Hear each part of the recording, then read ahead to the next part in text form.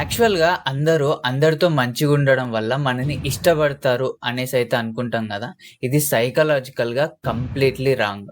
ఏంటి అంటే మనం ఎవరితోనైనా అతి మంచిగా ఉండడం వల్ల అంటే ప్రతిదానికి ఎస్ జెప్పడం ఇష్టమున్నా లేకున్నా వాళ్ళు మనని టేకింగ్ ఫర్ గ్రాంటెడ్‌గా తీసుకుంటారు. మనం అతి మంచిగా ఉండడం మన చిన్నప్పటి నుంచొస్తది. అంటే మనకి పేరెంట్స్ జెప్పడం, పెద్దవాళ్ళు జెప్పడం, వేరే వాళ్ళతో మంచిగుంటేనే వాళ్ళు నిన్ను రెస్పెక్ట్ జేస్తారు అండ్ నీకు హెల్ప్ జేస్తారు అని. అండ్ ఇది నిజం గూడా. మనం ఎవరికైనా హెల్ప్ జేసినప్పుడే వేరే వాళ్ళు గూడా మనకి హెల్ప్ జేస్తారు.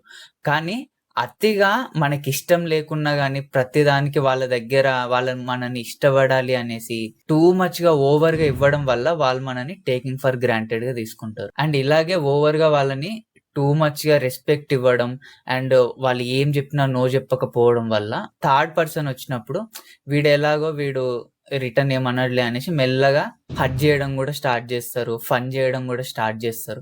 అప్పుడు గూడా రిటర్న్ ఏమనకపోతే వాళ్ళు అలానే కంటిన్యూ జేస్తారు. ఒక రిసర్చ్‌లో తెలిసింది ఏంటి అంటే ఇలా టూ మచ్‌గా నైస్‌గా ఉండడం వల్ల వాళ్ళకి యాంగ్జైటీ రావడం అండ్ అలాగే సెల్ఫ్ ఎస్టీమ్ తగ్గడం అండ్ ఎమోషనల్‌గా టూ మచ్‌గా బర్న్ ఔట్ అవ్వడం గూడా గమనించారంట. ఈ అతి మంచితనాన్ని డీల్ జేయాలి అంటే మనం టూ మచ్‌గా హార్ష్‌గా ఉన్న వాళ్ళని మనుషులు రెస్పెక్ట్ ఇవ్వరు. అలానే టూ మచ్ నైస్‌గా ఉన్న వాళ్ళని గూడా రెస్పెక్ట్ ఇవ్వరు.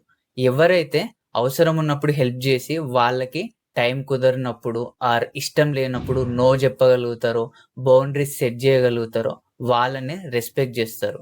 అండ్ ఇలా కొంతమంది బౌండరీస్ సెట్ జేసినప్పుడు వాళ్ళు రెగ్యులర్‌గా వీడిచ్చినోడు ఇప్పుడు ఇవ్వట్లేడు అని డిస్టెన్స్ గూడా మెయింటైన్ జేయొచ్చు. బట్ మెయిన్‌గా మెంటల్ పీస్ ముఖ్యమా?